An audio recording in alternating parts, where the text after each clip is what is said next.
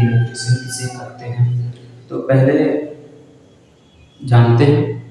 तो इलेक्ट्रिशियन तो बहुत देखे होंगे, कोई पढ़कर आता है, कोई नहीं भी पढ़ता है, कोई सिर्फ काम सीखता है।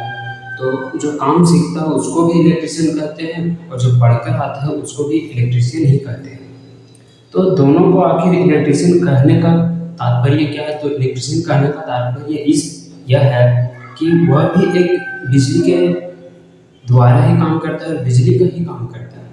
और जो पढ़कर आता है वो भी, और जो नहीं भी पढ़कर आता है वह भी, दोनों का काम तो एक ही। बस फर्क इतना है कि जो पढ़कर आता है उसको थियोरेटिकल और प्रैक्टिकल दोनों का नॉलेज रहता है, और जो सिर्फ सीखता है उसे प्रैक्टिकल का ही नॉलेज रहता है, थियोरेटिकल नहीं के बराबर रहता है। नॉलेज रहता है पर वह प्रैक्टिकल जिस प्रकार करता है, वह बनाता है, उस तरह से बताया। तो अगर हम उसको पूछेंगे कि किताबी भाषा में इसको क्या कहते हैं, तो नहीं बता पाएगा। तो इसीलिए इलेक्ट्रिशियन किसे कहते हैं, तो दोनों को इलेक्ट्रिशियन ही कहते हैं। तो उसका परिभाषा के रूप में अगर देखेंगे तो उसको यह कहेंगे कि ऐसा व्यक्ति जो विद्युत के से जुड़े हुए कामों या मरम्मतों या रख रखाव का काम करता हो, उसे ही इलेक्ट्रिशियन कहते हैं। इसमें काम क्या क्या होता है? तो पंखा बनाना होता है, मोटर बनाना होता है। घरों में आज के ज़माना में सभी के घर में वायरिंग होता है, तो वायरिंग करना, बोर्ड बनाना, कहीं किसी के यहाँ टीवी खराब हो गया है, किसी टीवी बनाना। यहाँ आज के ज़माने में देख सकते हैं कि कितने सारे इलेक्ट्रॉनिक दुकान खुले हैं, तो वहाँ पर भी सभी सामान मिलते हैं। यहाँ तक कि वहाँ पे बनता भी, इलेक्ट्रिशियन का भी बनता है, इलेक्ट्रॉनिक का भी बनता है। दोनों का लेवल एक ही जैसा, लेकिन बस इलेक्ट्रॉनिक और इलेक्ट्रिशियन में यह फर्क होता है कि इलेक्ट्रॉनिक छोटे छोटे जो किट होता है, डायोड होता है, ये सभी बनाने का, मतलब छोटे छोटे कामों को जो डीपली रहता है, मोबाइल सॉफ्टवेयर ये सब, वो सब काम करता है। और इलेक्ट्रिशियन जो हम लोग नॉर्मल देख लेते हैं वह काम करता है। तो चलिए लिखते हैं कि इलेक्ट्रिशियन कहते किसको हैं। तो परिभाषा के अनुसार तो आप देख लें, चलिए देख लेते हैं किसे कहते हैं। तो देखिए,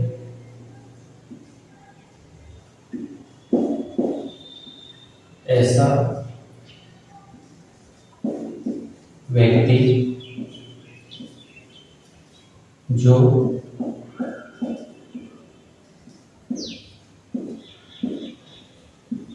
विद्युत से जुड़े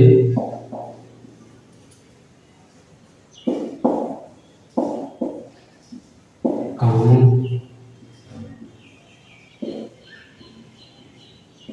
मरम्मतों या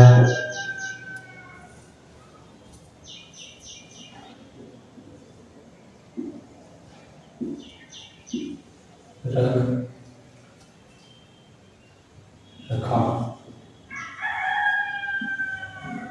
का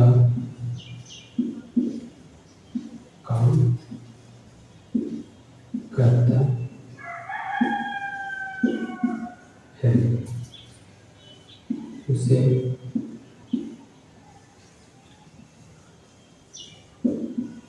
इलेक्ट्रिशियन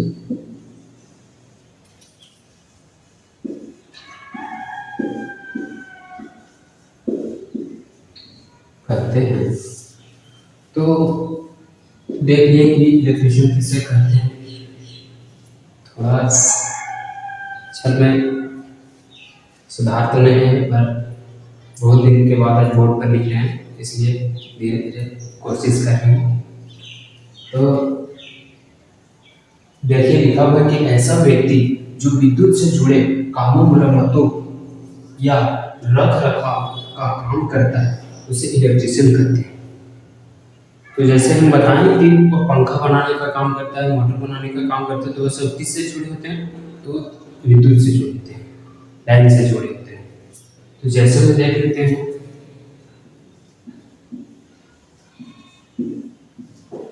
जैसे हम पंखा बनाना, मोटर बनाना,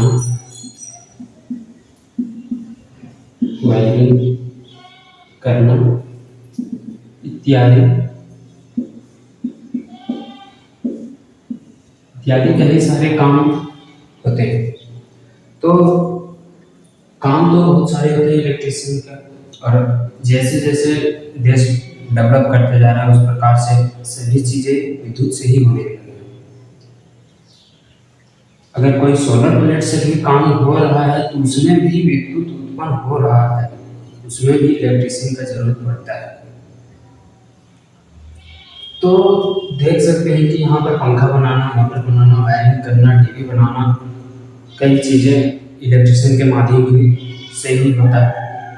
और इसमें खतरा भी बहुत है। सभी को पता है कि बिजली बहुत खतरनाक चीज़ होती है और इसमें खतरा भी बहुत है। तो इससे बचने के लिए, अपने बचाव के लिए हम क्या कर सकते हैं, और अगर किसी को झटका लग रहा है तो हम कैसे बचेंगे, क्या क्या जरूरी पड़ेगा हम लोगों को बचने के लिए, अपनी सेफ्टी के लिए क्या क्या चाहिए हम लोगों को। तो उसके लिए हम लोगों को सेफ्टी के लिए पहला है चश्मा लगाना, हेलमेट पहनना और पैरों में जूता। अगर ये तीन चीज खास कर रह गया तो मनुष्य को कह सकते हैं कि वह इलेक्ट्रिशियन बचाव में रहेगा। क्योंकि अगर ये तीनों रहेगा तो किसी न किसी कारण से बचने का चांस रहेगा। क्योंकि अगर चश्मा है तो कहीं वायरिंग कर रहा हो तो उसका जो धूल कण है सो पहले कहाँ जाता है, तो आँख में जाता है। और जब आँख में जाता है तो आँख खराब होने का डर रहता है। और सभी को पता है कि आँख कितना मूल्यवान चीज़ है हम लोगों के लिए। अगर हेलमेट नहीं है तो हेलमेट नहीं है तो माथा पर कुछ गिरने का डर रहता है। और यहाँ तक कि अगर पैरों में जूता नहीं है तो कान चुभने का किन जो रहता है, वायरिंग कर रहे हैं या किसी दुकान में है तो पैरों में कील चुभने का डर रहता है। तो ये सभी हैं जो हम लोगों को बचने के लिए काम आते हैं। और ये फैक्ट्री में अनिवार्य है। अगर फैक्ट्री में काम करेंगे, आपका सरकारी नौकरी हो गया या प्राइवेट भी हो गया, प्राइवेट में तो बहुत सारे प्राइवेट जॉब मिलेंगे, तो उसमें बिना ये सेफ्टी का कोई भी काम नहीं कराया। तो चलिए देखते हैं कि कौन कौन से होते हैं और इसका काम क्या क्या होता है, तो वो भी मैं बताता हूँ। तो देखिए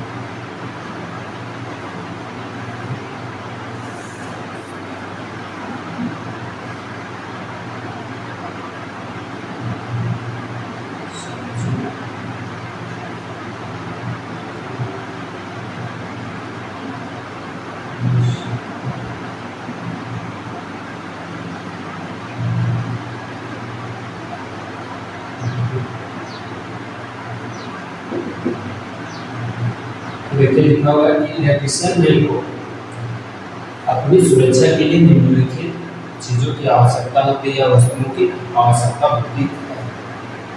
तो पहला जो है चश्मा लगाना, दूसरा में है हाथों में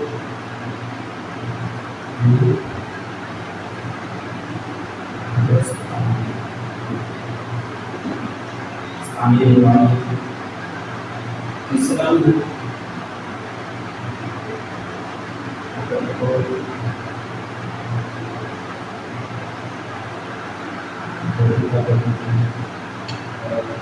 चौथा में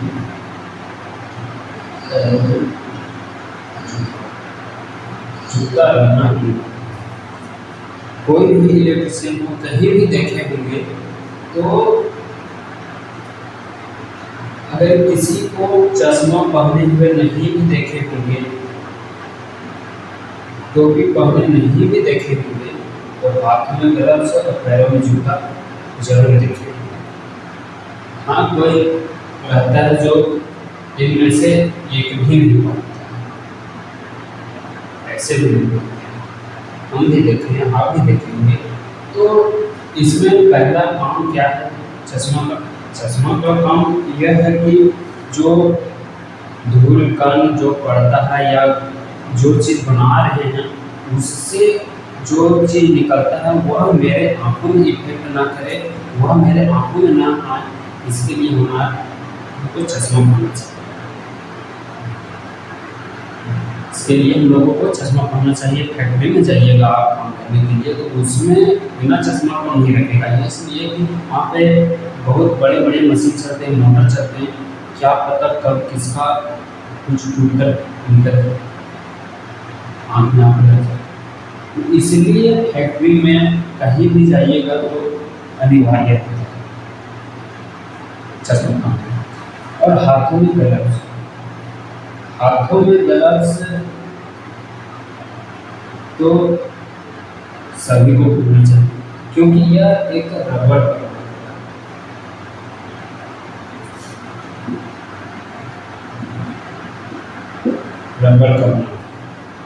और सभी को पता है कि रबड़ का चीज वह विद्युत का कुछ अलग है।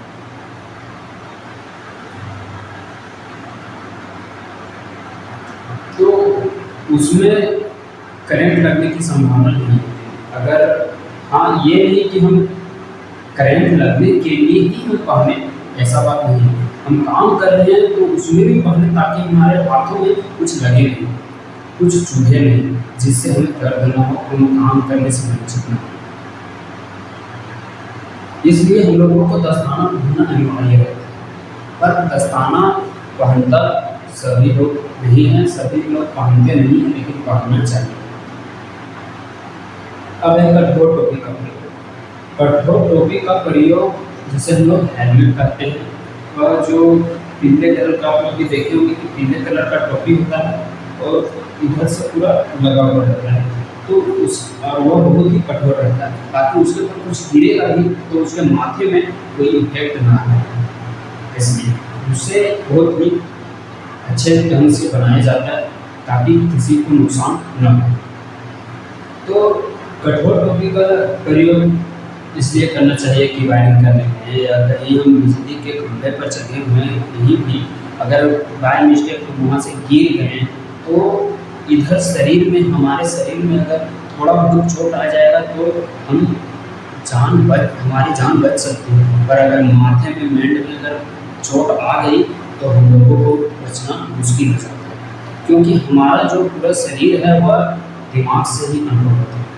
जिसका दिमाग नहीं काम करता है उसको देखे भी होंगे उसी को पागल करते हैं।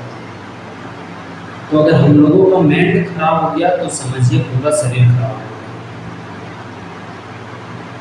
फिर हम उस शरीर को यूज नहीं कर सकते। जब हम अपने दिमाग को ही नहीं यूज कर सकते तो हम अपने शरीर को कैसे यूज कर पाएंगे। इसलिए हम लोगों को कठोर टोपी का प्रयोग करना चाहिए। चौथा में है जूता। जूता पहनते तो सभी लोग, पर जो इलेक्ट्रिशियन जूता होता है वो कुछ अलग है। उस जूते में हम लोगों को अगर हम बिजली को पकड़ भी लिए, जो हम लोग को 220 वोल्ट आता है, अगर हम उसको पकड़ भी लिए और अगर हम इलेक्ट्रिसिटी जूता पहने हुए रहेंगे तो हम लोगों के शरीर में ज़्यादा महसूस नहीं होगा। क्यों महसूस नहीं होगा? क्योंकि उसका जो जूता रहता है, देखिए इस प्रकार से रहता है,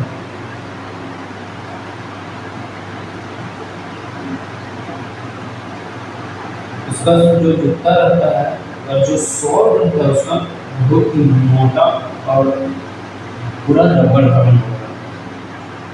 और जो हम लोगों का यहाँ जो रहता है, जो आगे का पोर्शन हो रहता है वह स्टील का बना हुआ रहता है, ताकि कुछ हमारे पैरों पर गिरे तो हमारे पैरों को नुकसान ना हो, इसलिए स्टील का बनाया जाता है और बहुत ही मजबूत बना हुआ रहता है,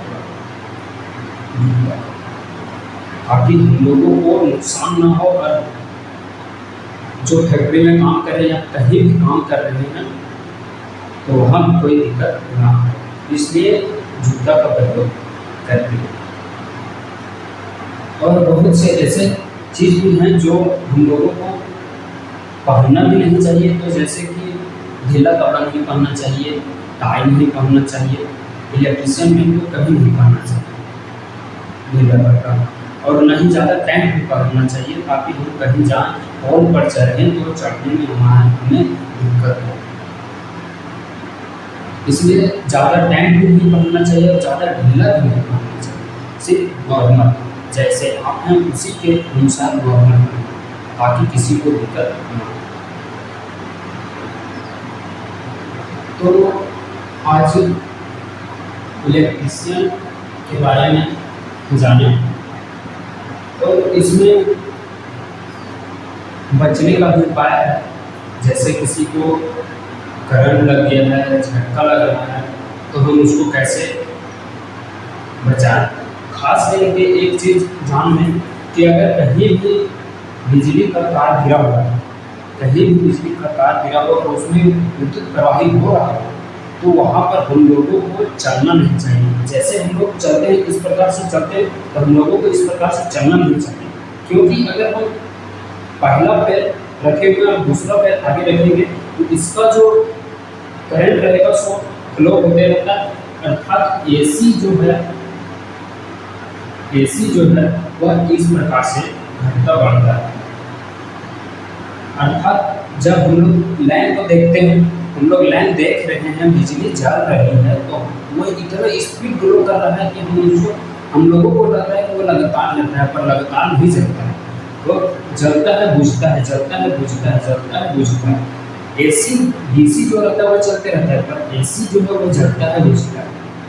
तो जो अगर तार गिर गया है तो यहाँ पर इस प्रकार से तार गिरा हुआ है, तो इसका जो फ्लो रहेगा, मतलब जो इसका जो करंट रहेगा वह इस प्रकार से बढ़ता जाएगा। मतलब ये वाला यहाँ से यहाँ तक करंट आए, ये वाला जो यहाँ से यहाँ तक जाएगा, फिर ये वाला से बढ़ते चला जाएगा, फिर पीछे से आते जाएगा। तो अगर हम लोग एक पैर यहाँ रखें, एक पैर यहाँ रखें, इसका वाला यहाँ पर करंट मारेगा, ये दोनों जब शॉर्ट होगा तो हम लोगों के शरीर में चला जाएगा, हम लोगों को झटका लग जाएगा। इसलिए दोनों पैर एक साथ दोनों पैर उछालेंगे, ताकि हम लोगों को झटका न लगे, सिर्फ एक ही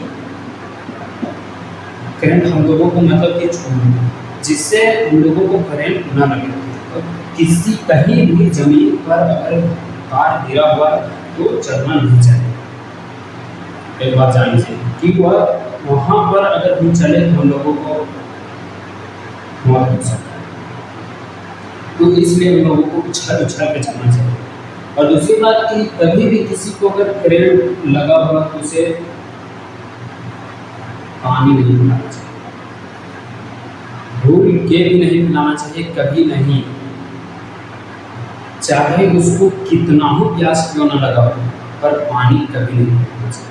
क्योंकि पानी पिलाने से जो हम लोगों को शरीर में जो मतलब जो धारा रहता है, विद्युत धारा जो रहता है, जो हम लोगों के शरीर में गया हुआ है वह, और हम लोगों का शरीर भीगा हुआ रहता है, तो जल्दी धारा खत्म नहीं होता, जिसके चलते अगर हम लोग पानी दे देंगे तो ऊपर से तो ठंडा हो जाएगा शरीर में, और जब ठंडा हो जाएगा हम लोगों का शरीर तो फिर बचना मुश्किल हो जाता है।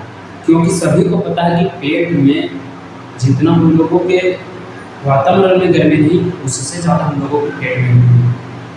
इसलिए कभी पानी नहीं पीना चाहिए। और सभी को पता है पानी एक सुचालक, मतलब कि सुचालक, उसमें चालक है, उसमें विद्युत प्रवाहित होता है, सभी को पता है। तो अगर हम लोग पानी पिला देंगे तो जो धारा है इससे है सो कंपेरिजन करेंगे और हम लोगों को अंदर से झटका देगा, जिससे हम लोगों की बचने की संभावना खत्म हो जाती है। तो चलिए आगे अगला क्लास में देखेंगे कि इस प्रकार से अगर किसी को झटका लग रहा हो तो कौन कौन सी विधि से उसे बचाया जा सकता है, और सबसे पहला प्रथम क्या करना पड़ेगा। तो उसके लिए हम अगला वीडियो में आप लोगों को बताएंगे। आज के लिए इतना ही। अगर वीडियो अच्छा लगा हो तो लाइक शेयर कमेंट कर देंगे, साथ ही सब्सक्राइब कर देंगे। ज़्यादा से ज़्यादा थोड़ा सपोर्ट कीजिए ताकि आगे आने वाली वीडियो में थोड़ा और सुधार कर पाएँ वीडियो, और जितना से जितना हो सके कमेंट करके बता दें कि कैसा लगा वीडियो। प्रयास जारी है। धन्यवाद।